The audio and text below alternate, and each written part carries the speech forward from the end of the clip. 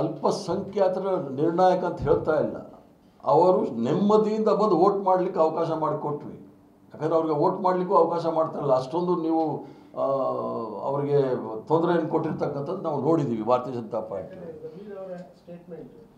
ಈಗ ವಕ್ಫ್ ವಿಚಾರದಲ್ಲಿ ಈಗ ಇಷ್ಟು ವರ್ಷ ಭಾರತೀಯ ಜನತಾ ಪಾರ್ಟಿನಲ್ಲಿ ಆಗಿರೋ ಸಂದರ್ಭದಲ್ಲಿ ಆಗಿರಲಿಲ್ಲಂತೇನು?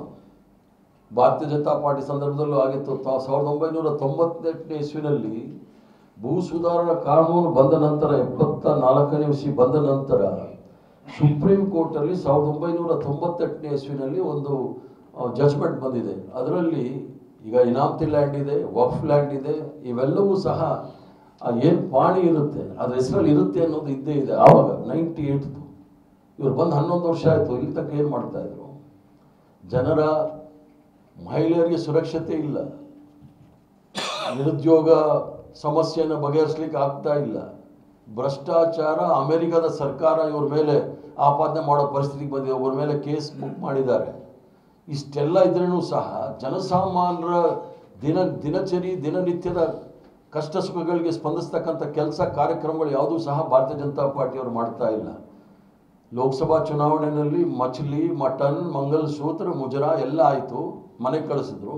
ಈ ಬಾರಿ ವಕ್ಫ್ ಅಂದರು ಜನ ಕರ್ನಾಟಕ ರಾಜ್ಯದಲ್ಲಿ ಬುದ್ಧಿ ಕಲಿಸಿದ್ದಾರೆ. ಜಮೀರ್ ಅವರು ಉತ್ತರ ಕೊಟ್ಟಿದ್ದಾರೆ, ಜನ ಡಿಪಾಸಿಟ್ ತೆಗಿಬೇಕಾಗಿತ್ತು ಅದೇನಾದರೂ ಸತ್ಯ ಅನ್ನೋದಿದ್ದರೆ.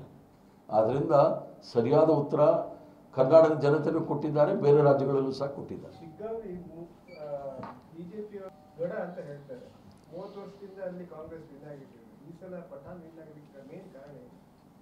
ನಮ್ಮ ಕಾರ್ಯಕ್ರಮ ಮತ್ತು ಕೊಟ್ಟಿರ್ತಕ್ಕಂಥ ಕಾರ್ಯಕ್ರಮ, ಮುಂದೆ ನಾವು ಕೊಟ್ಟಿರ್ತಕ್ಕಂಥ ಭರವಸೆಗಳು, ಅದು ಕಾರಣ.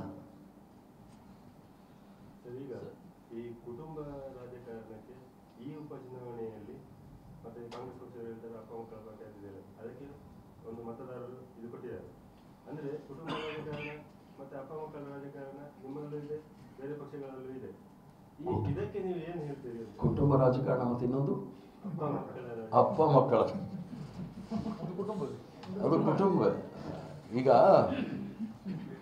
ಈ ಕಾಂಗ್ರೆಸ್ ಪಕ್ಷ ನಿರಂತರವಾಗಿ ಸತತವಾಗಿ ಅಧಿಕಾರದಲ್ಲಿದ್ದಾಗ ಭಾರತೀಯ ಜನತಾ ಪಾರ್ಟಿಗೆ ಒಂದು ರೀತಿಯ ಸ್ಲೋಗನ್ಗಳು ಮಾಡ್ತಕ್ಕಂಥದ್ದು ಒಂದು ಫ್ಯಾಷನ್ ಆಗಿತ್ತು. ಏನು ಹೇಳಿದ್ರೂ ಸಹ ಜನ ನಂಬೋರು, ಯಾಕಂದರೆ ಅವ್ರ ಜೊತೆ ರೂಮರ್ ಸ್ಪ್ರೆಡಿಂಗ್ ಸಂಗಿದೆ. ಏನು ಹೇಳಿದ್ರು ಜನ ನಂಬಿಸೋಕ್ಕೆ ಪ್ರಯತ್ನ ಮಾಡ್ತಾಯಿದ್ರು. ಗಣೇಶನಿಗೆ ಹಾಲು ಕುಡಿಸೋದ್ರಿಂದ ಹಿಡಿದು ಎಲ್ಲ ಮಾಡೋರು. ಅದೇ ರೀತಿ ಜ್ಞಾನ ತಪ್ಪೋ ಅರಳು ಮರಳುನೋ ನಾವು ಕುಟುಂಬ ರಾಜಕಾರಣ ಅಂತಂದರು. ಕಾಂಗ್ರೆಸ್ ಪಕ್ಷಕ್ಕಿನ್ನ ಡಬಲ್ ಕುಟುಂಬ ರಾಜಕಾರಣ, ಅಪ್ಪ ಅಮ್ಮ ರಾಜಕಾರಣ, ಅಮ್ಮ ಮಗ ರಾಜಕಾರಣ, ಇವೆಲ್ಲ ಇರ್ತಕ್ಕಂಥದ್ದೇ ಭಾರತೀಯ ಜನತಾ ಪಾರ್ಟಿನಲ್ಲಿ. ಜ್ಯೋತಿರಾಜ್ ಸಿಂಧ್ಯಂದೇ ತಗೊಳ್ಳಿ, ಅವರ ಅತ್ತೆ ರಾಜಸ್ಥಾನಲ್ಲಿ ಚೀಫ್ ಮಿನಿಸ್ಟ್ರು, ಇನ್ನೊಂದು ಅತ್ತೆ ಮಧ್ಯಪ್ರದೇಶದಲ್ಲಿ ಲೋಕಸಭಾ ಸದಸ್ಯರು, ಅವ್ರ ಮಗ ಈಗ ಇನ್ನೊಬ್ಬ ಇದ್ದಾನೆ. ಒಂದೊಂದು ಕುಟುಂಬದಲ್ಲಿ 10 ಜನ ಇರ್ತಕ್ಕಂಥದ್ದು ನಾನು ನಿಮ್ಗೆ ಹೇಳ್ಬೋದು.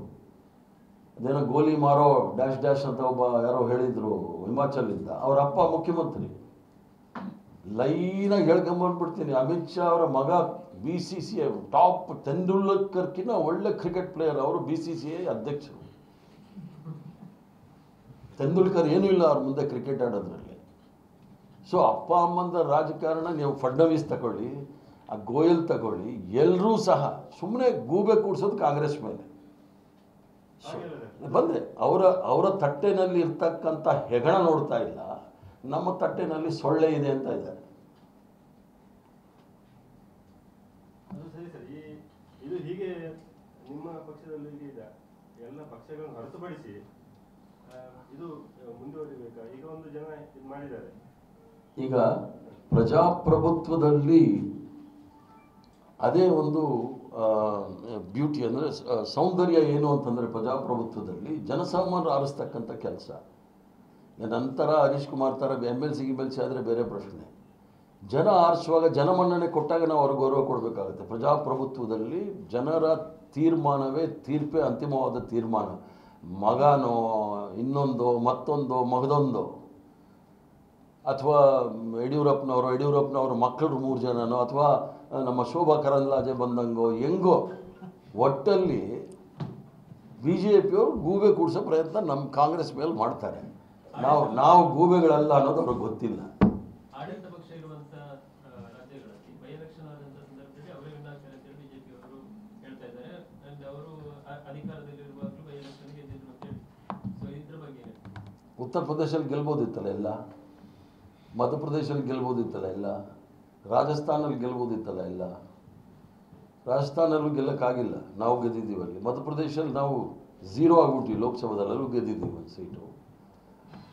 ವೆಸ್ಟ್ ಬೆಂಗಾಲಲ್ಲಿ ಅವರು 6 ಸೀಟು ಅವ್ರು ಗೆದ್ದಿದ್ದಾರೆ. ಅದು ಪ್ರಶ್ನೆ ಅಲ್ಲ. ಕರ್ನಾಟಕ ರಾಜ್ಯದಲ್ಲಿ ಯಾಕಂದರೆ ಏನಾದರೂ ಮಾಡಿ ಕಾಂಗ್ರೆಸ್ ಪಕ್ಷವನ್ನು ಕೆಡವಬೇಕು ಅಂತೇಳಿ ಭಾರತೀಯ ಜನತಾ ಪಾರ್ಟಿಯ ಮಂಚೂಣಿ ಘಟಕಗಳೇನಿದೆ ನೋಡಿ, ED, CBI, IT ಉಪಯೋಗ ಮಾಡಿ ಎಲ್ರಿಗೂ ಸಹ ತೊಂದರೆ ಕೊಟ್ಟು ಸರ್ಕಾರನ ಬೀಳಿಸ್ಲಿಕ್ಕೂ ಪ್ರಯತ್ನ ಮಾಡಿದ್ರು.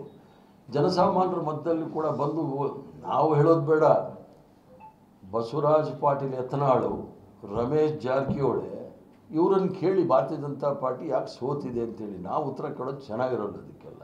ಈಗ ಈ 3 ಉಪಚುನಾವಣೆ ಕಾಂಗ್ರೆಸ್